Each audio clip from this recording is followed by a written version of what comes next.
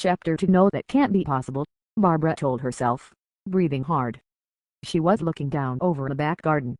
A huge bang rocked the house from the sky with another bolt of lightning. It was real. There it was, going back and forth, the swing. Not in the confused manner as if it were blown by the wind. It was like someone was swinging there.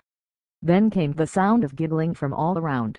It was as if all the trees were laughing at her, trapped alone in the frightening old house. Or was it a ghost swinging on there, laughing about happy memories? She pulled back away from the darkened window, shivering. This can't be happening. It must be the wind, that's all. Nothing but the silly wind. But what about it giggling? Closing her eyes, as if when she awoke, the nightmare would be over. No. She slowly opened her eyes, but the same controlled motion of the swing continued, as did the laughing. It's mocking me because I'm so paranoid. There's no such things as ghosts. Saying that didn't let the feeling of terror slip away. There's only one thing to do, she ordered herself. Go down and check the swing myself, prove that it isn't real. Barbara was about to reach for the switch on her bedside lamp, but she paused for a second.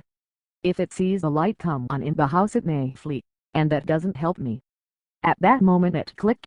She hadn't put on her glasses. Using the pale light from the window to slip into some jeans and t-shirt, she put her glasses so they rested on her nose snugly. Making her way out into the hall, she trod lightly on the creaking floorboards. The last thing she wanted to do was wake her mum, and the last thing she needed was Jade waking up. It was hard navigating along the pitch-dark landing. Barbara negotiated her way to the stairs, crept quietly down past the hall and kitchen to the back door, which opened outward into the swirling storm. Placing her hand just ahead of her, she kept the rein of the glasses as the wind whistling through her hair. The giggling seemed to have stopped, only the squeaking of rusty metal. As she thought, the swing just motioned the way that the strong winds first did. Grabbing hold of the chain to steady the wild platform, she killed the lonely sound. I knew it, she scolded herself. I imagined the whole thing. There was no giggling out in the woods. She sighed, leaning on the metal supports. Closing her eyes, she thought, it must be what Dr. Crabbe said, if you don't like something, your mind will find a way to avoid it. Again that irresistible urge that she had felt before came. Stepping under the frame, she clasped at the chain. Sitting down on the blue plastic seat, not even feeling her bottom getting wet from the soaked seat. Building up speed, she glided back and forth. The frame began to rock uneasily. Her mind was playing tricks, making me see things that weren't there. At the moment there was bang under, she thought, but no. It was the back door to the house thumping against the wall.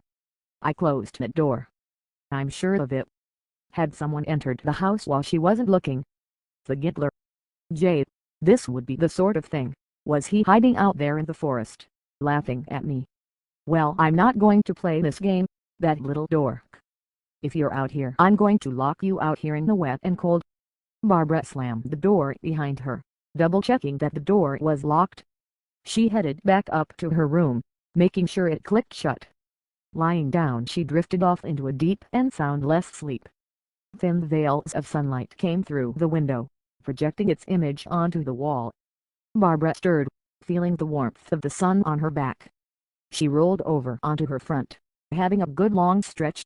What an awful night, she yawned. What an awful nightmare. She peered around the room at the damp patches on the walls. The house really did need a lot of work. But that couldn't have been a dream. I'm dressed. Not feeling like spending hours alone in the house before her mum and brother awoke, she chose to take a long walk back to town along the road. It should be quite interesting to see Winterfield in daylight. Barbara slipped off her bed, putting on her glasses. Then going into her pile of clothes, she pulled out her denim jacket.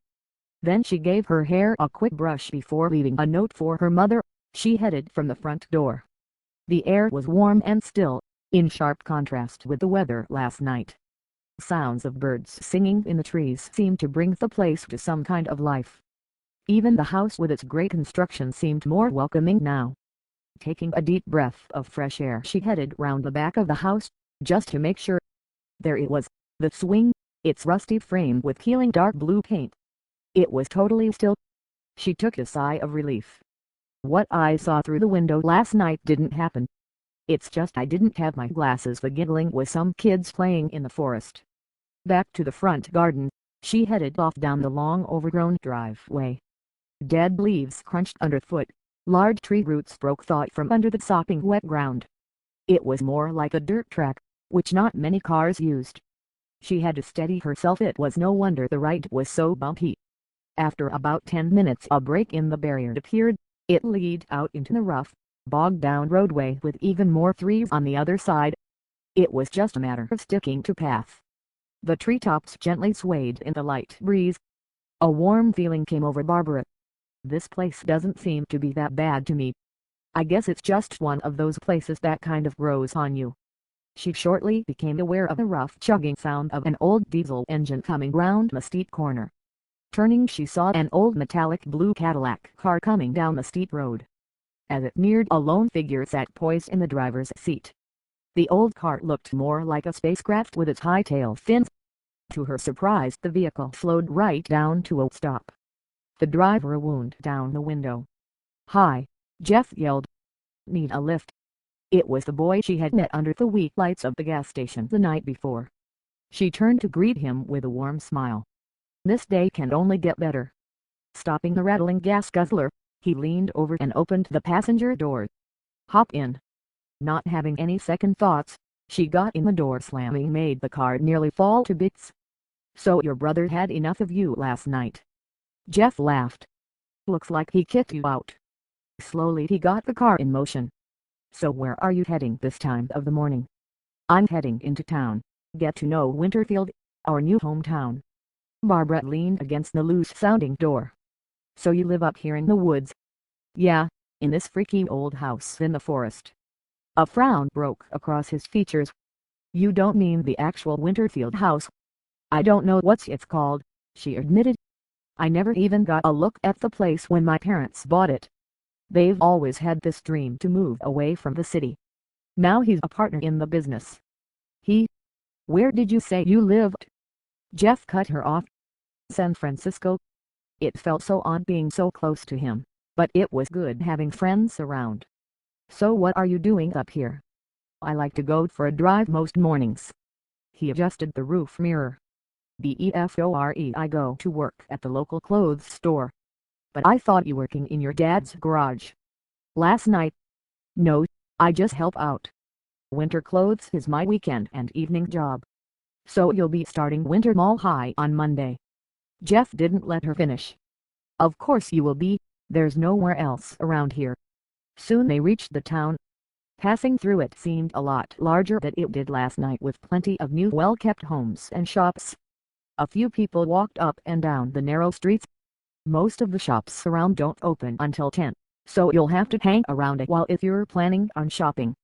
Jeff turned the car and pulled it to a sharp halt. It felt as though the force would throw them out the windshield. "Here we are, Barbara." He laughed, gesturing to the white shop front. "The one and only Winter Clothes, the only place to buy your clothes. The name suits this place. If there's any bad weather around, we get the brunt of it." The family of mannequins stood in the window, the view of woods in the background. "Thanks a lot, Jeff," she said, opening her side door. "Looks like I owe you an awful lot." "That's okay." For a brief moment their eyes locked.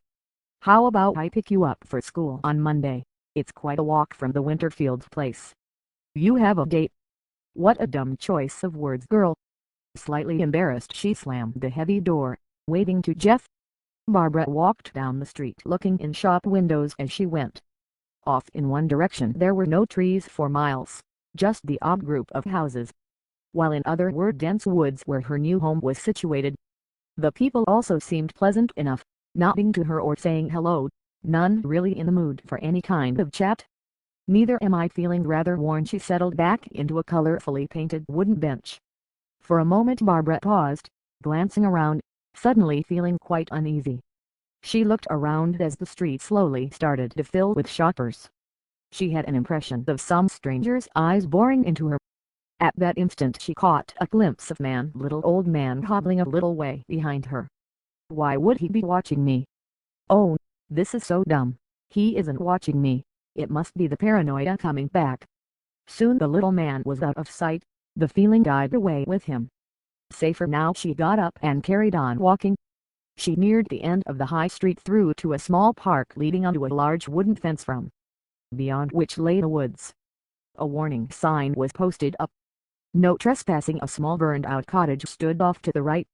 Stumbling slowly toward the gutted place, she felt an urge of excitement that normally only her brother would show. It was the same driving force that propelled her to the swing, but this time with a sense of terrible danger. She stopped outside the front gate where a rough wooden plank hung, in loving memory of the Crail family, kind and loyal servants of this town, murdered in house fire. Surely it would have been an accident. Not hanging around to contemplate the answer, Barbara pushed her way into the garden. The blackened front door stood wide open. It beckoned her inside. Sunlight slanted through shattered glass, as water from the night before dripped from the frames to the window sills. A sharp gust of wind blew the door to. It thumped as it collided the frame. What am I even doing in this place? Why is this happening to me? Edging further into the hall, but she stopped. If I were followed, staying in here, I would be an easy target. She was about to turn and head out the door when she heard the sounds of the gate creaking on its old rusty hinges. Then came the sound of slow and steady footsteps. I was being followed, Barbara muttered to herself. But who? Why? As the door slowly opened, she froze solid, scared of who was waiting on the other side. The wooden boards creaked as the small crooked figure stepped inside, supported by a large stick.